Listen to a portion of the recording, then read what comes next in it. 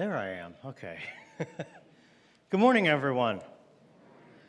How's everyone doing today? That was really kind of a weak response. I am not sure if you are all awake. So one of the things that I've been anxious to let people know, because I'm excited, but my wife has a job. Yeah, I know. After being at home with our boy for 4.5 years, she has a job, and it's not to clean the house, as Macon suggested. It's still going to take a little while. She's not entirely, she doesn't start until October, but it's nice. She's going to be working with the Board of Education. And on an unrelated note, I have been spending a lot more time lately shopping for women's office attire. I didn't expect to suddenly be doing this in life, but Jen drags me along on all of her trips, and I don't really know why, but I think I figured it out because she wants me to come along with her to look at all the clothes, to give my opinion so that she can then do the exact opposite of whatever I say. I'm pretty sure that my instincts are absolutely flawless. They just happen to be in the wrong direction. So it's a good plan. Take me along, find out what I prefer, and then go the other way. If any of you need my services, I'm available, okay? We are starting a new series. We're calling it When Loved Ones Stray. And I will say this comes from a pastor's heart. This is not something I've ever really preached a sermon on, let alone a whole series. I don't have go-to notes that I can pull out from Bible college to exactly talk about this issue. And honest to goodness, I am struggling with what to say exactly. But I've heard this story so many times that I am convinced in my mind that the church should have something to say about it. The problem is, I'm still figuring out what the church should have to say. But it is something that has come up over and over again, and just to kind of give you an example, I'll just give you one story. And there are so many more I could choose from, but there was a person at my previous church who had an adult daughter who moved away and eventually decided to marry another woman. And in a very small town, that was very big news. Even though she lived a long way away, she was an adult making her own decisions. And for several years, I watched this individual, this man, wrestle with and struggle with how to respond and what's the right thing to do and how should a Christian act in this situation and what should he say and what should he believe. It was the situation of constant internal struggle.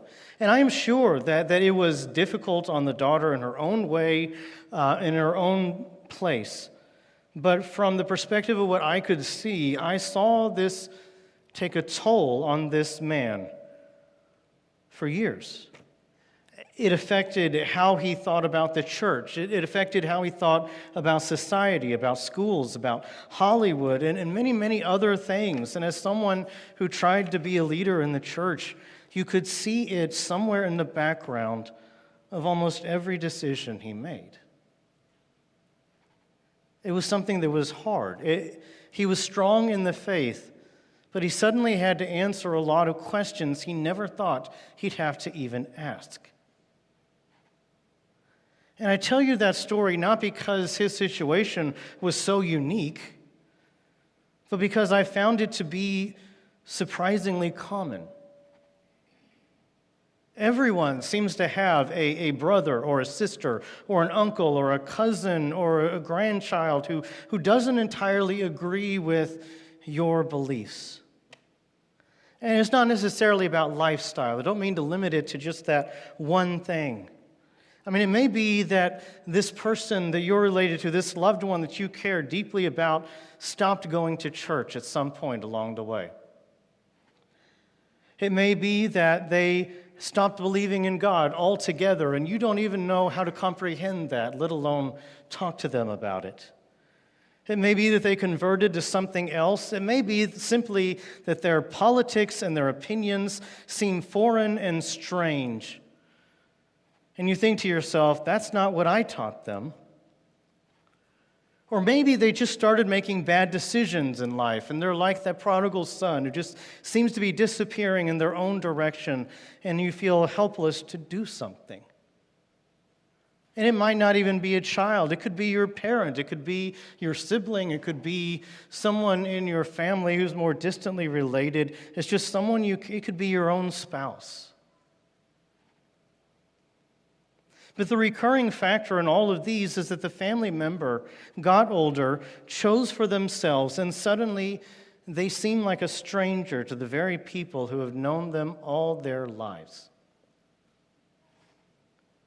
I have seen this happen so many times, and I've had to wrestle with all the accompanying questions that go with it. I am absolutely certain that the church should have something to say to Christians who find themselves feeling disappointed or even perhaps rejected by a loved one's decisions. And my goal for the next few weeks is to find something to say, to pray hard and to look through the scriptures and find some way to respond to people who are struggling with these kinds of questions. To be honest, I'm kind of nervous about it. But I know that it's not right to ignore. And so I know that all these things, and the situation in your life is complicated, and I'm not even saying that it isn't hard on the person who made the decision. It probably is in their own way, and they're wrestling with their own things. But the only thing I can speak to right now is those affected by it. To make sure that there is something for a pastor to say to you. And that's what I'm going to try to do. A little later in the service, we are going to spend time praying over the Pierce family and their unique situation right now. And for that reason, I have promised to keep this shorter and to the point. Which, by the way, when I said, all the elders immediately doubted that I could keep my sermon short. And just for that, I'm going an hour, so I'm sorry. But I think that today, since we're just getting started in this series, I'm going to make basically one point, all right? We're going to keep it simple, and we're going to launch into this idea of being disappointed in things. And we're going to start out by looking at Jesus' own family. Because here's what I want you to know. Jesus' own family didn't accept his beliefs either. And that is surprising. For instance, open up to Mark chapter 3.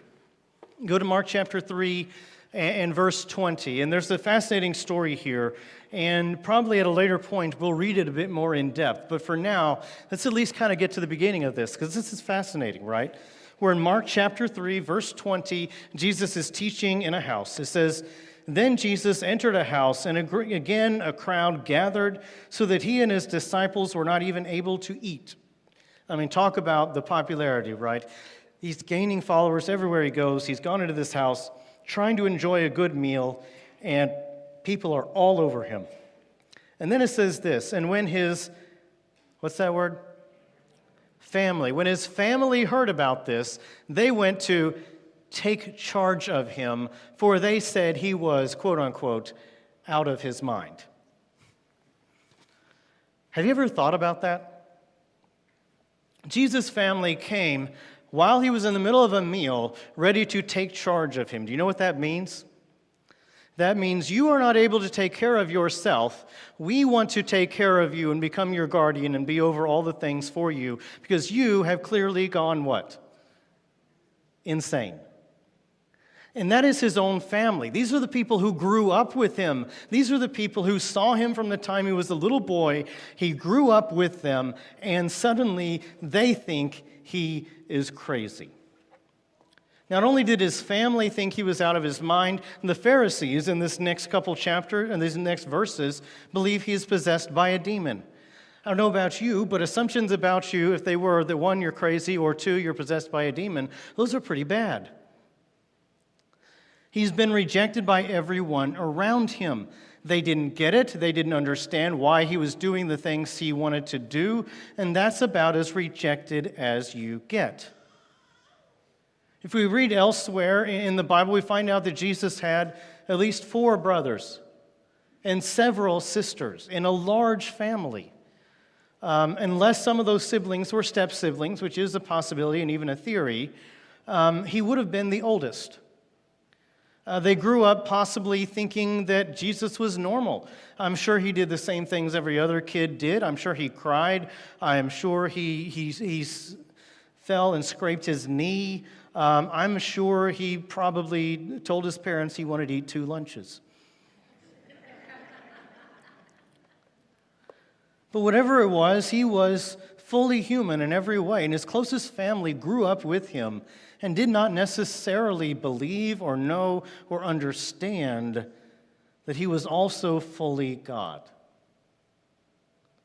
And talk about a rejection. That seems to me a lonely road for the Son of God to travel.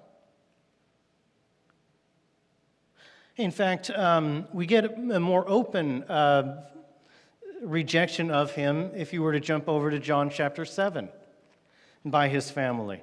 This is funny. They're actually kind of teasing Jesus. If you go to John chapter 7 and look at the first 5 verses, sort of follow along with this and tell me they're not teasing him. Chapter 7, verse 1. After this, Jesus went around Galilee, that's the region in which he grew up. He did not want to go about in Judea, that was further to the south where Jerusalem was, because the Jewish leaders there were looking for a way to kill him. Yeah, he's definitely not being accepted by and large. But when the Jewish festival of tabernacles was near, usually people would go down to Jerusalem to celebrate. Verse 3, Jesus' brothers said to him, "Leave Galilee and go to Judea so that your disciples there may see the works that you do. No one who wants to become a public figure acts in secret. Since you are doing these things, show yourself to the world." And then verse 5, what's that note? For even his own brothers did not believe him. Do you see what's going on there? They're teasing him. Oh, yeah, that's right. You're a big shot now. I forgot about that. You know what? Big shots, though, they don't hide over here far away in North Israel. They go down to the festival. Why don't you show them your big muscles, big man? Why don't you let them know what you're all about? Let's see what you got. I'm sure it would all go well since you are, the Son of God and all. There's sarcasm dripping from their voice. I can tell why Jesus maybe didn't want to be home all that much. His brothers are outright teasing him, encouraging him to go off on a suicide mission, at least in their eyes. And if that wasn't enough, not only did his family reject him, but so did his hometown. There's another story in Luke 4 where he goes home and he preaches a sermon in his hometown of Nazareth. And he gives this incredible sermon. He pulls out the scroll of Isaiah. He reads a prophecy about the Messiah. And he says, okay, here I am. And they loved it all so much that they tried to kill him and throw him off of a cliff. Jump over to Luke chapter 4, verse 28. All the people in the synagogue were furious when they heard his message. They got up, drove him out of the town, and took him to the brow of the hill on which the town was built, and in order to throw him off the cliff. That's a strong reaction to your sermon. But he walked right through the crowd and went on his way. I really feel like they left something out of that story. Like, I would like to know the rest of that story. How did he just walk away? Nonetheless, he's been rejected by his family who called him crazy. His brothers taunted him to go off to another place and see what happens. His town all but wanted to kill him. Think of how lonely the road that he chose to take in life. That sometimes the people closest to him, or actually I'll say it this way, sometimes the people closest to us can hurt us the most. Have you ever been offended by a 4-year-old? It happens. Or your spouse who really truly knows you so well says that thing that cuts you to your heart because you know that they're not just looking at it from a distance. The people closest to us hurt us the most. Sometimes they don't believe in the things that we do, or they don't believe in us altogether. And I guess the one point I want to make today is that Jesus understood that. People didn't believe the things he believed in either. His own family didn't trust him with the things that he thought. If you ever felt rejected because a child or a grandchild went on to go another way, you don't think Jesus understood that? He understood it and then some. This is not just religious talk to say that he understands it. See, we imagine that Jesus, sometimes we picture him as like this Superman who went about life impenetrable, invulnerable, that nothing could affect him, that he must have just skated through it all knowing that no one could touch him because he was, after all, Superman. But the Bible gives us a very different description. The Bible tells us of a man who was fully human in every way, alongside his being fully divine. A man who walked with people and stubbed his toe and got dirt in his shoes. About a man who was truly rejected by other people, who truly sweated drops of blood when he was the night before he was arrested, who lost friends, who got angry when people were mistreated, and who cried when friends of his passed away. Everything that you could feel in life, Jesus felt, and it affected him to the core, or else he could not understand us. In fact, in Hebrews chapter 4, this is stated so clearly. It says in Hebrews chapter 4, verse 14, "Therefore, since we have a great high priest," this is Hebrews' favorite analogy for Jesus, "who ascended into heaven, Jesus the Son of God, let us hold firmly to the faith we profess. For we do not have a high priest or a representative in heaven who is unable to empathize with our weaknesses, but we have one who has been tempted," or that could be translated tried, or who has struggled in every way just as we are, yet he did not sin. He went through what we went through. He understands what we are going through. In verse 16, the conclusion to that is, "Let us then approach God's throne of grace with," and what's that word? I love that word. I never thought you could even go to God with confidence until I read it in Hebrews.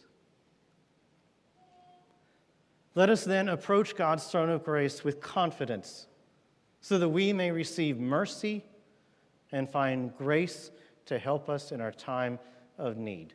Whenever you think that what you struggle with is perhaps something God doesn't understand, remember that his Son does.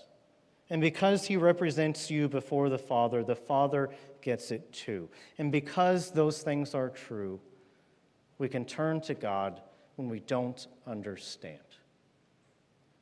That is a message of comfort to, I think, every person on earth.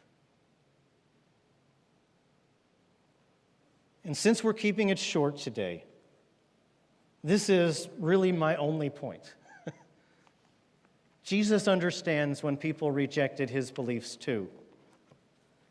And when we struggle with that, we can turn to him. We've got a lot more to cover over the next few weeks, and I do have some directions and some thoughts. For instance, I think we're going to talk about how two of Jesus' brothers eventually came to believe. And we're going to talk about that hope and that desire that someone might come around eventually someday. But for now, let's end it here and let's go to God in confidence when things that we thought don't work out and when it doesn't quite turn out the way we thought. A couple of application points.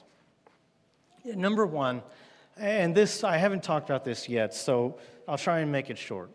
Stop trying to place blame. That is, when a loved one makes a decision that you don't agree with or that disappoints you, there is a tendency to want to blame something. Some people go about railing against the evils of society that turned, say, their child into someone they don't recognize anymore. Some people, believe it or not, blame colleges and universities for giving them all those thoughts that they weren't supposed to be thinking about. Some people blame themselves. What should I have done differently? Some people blame Hollywood, all those celebrities and all their craziness. My point is that whatever you try to blame, you'll end up hating. So if you blame yourself, you will end up hating yourself. And if you blame the world, you will end up hating the world and having trouble loving it in the name of Christ. So stop blaming. I'll add one more point. Jesus' own family didn't believe the things he did, and Jesus was not blamed for that, was he? If Jesus is not guilty for his family not believing, then neither are you. Period. When people are grown, they make their own decisions. We can do our best to raise them, we can do our best to encounter them, but in the end, we do not take the full blame for that. Please don't swallow that. Don't let that cause you to hate yourself. Number two, please turn to God who thankfully understands. Hebrews says that he gets it, that he understands. The Gospels tell us that Jesus went through something similar. So turn to God with that confidence Hebrews talks about and know that he gets it and that he provides comfort to those who need it. And last but not least, and this is something that I'm sure people are already doing, but never stop praying for your loved one. Never stop holding them in your heart and in your mind. This is just something that we can always hold out hope. Like I said, eventually two of Jesus' brothers came around. And they wrote books in the New Testament. And so we always pray, we always hope, and we always give it to God. So never stop praying. That is everything I've got today. I'm going to close with prayer, and I'm going to ask one of our elders, Jonathan, to come up, and he's going to kind of lead this next portion of the service. So if you will, let's bow our heads. God, thank you for loving us. I know that this is a hard topic, and I hope I don't treat it flippantly in any way, shape, or form. I can't cover everyone's personal experience, but I'm trying to get at the essence of a story I've heard so many times. And I pray that they receive some comfort. I pray that you grant some wisdom for how to talk about this from your scriptures and from your spirit. I pray, Lord, that you help us, God, to create some healing in this room and some hope in the future. And I pray, Lord, that in your vastness, you who I believe called me to speak to this, I pray that you'll provide me something to say. God, I know that life is hard and that sometimes we are disappointed. But I pray, Lord, that we put all of our trust in you, all of our hope in you, and come to peace all entirely in you. Thank you, God, for understanding us. Comfort us, and may you be praised. Amen.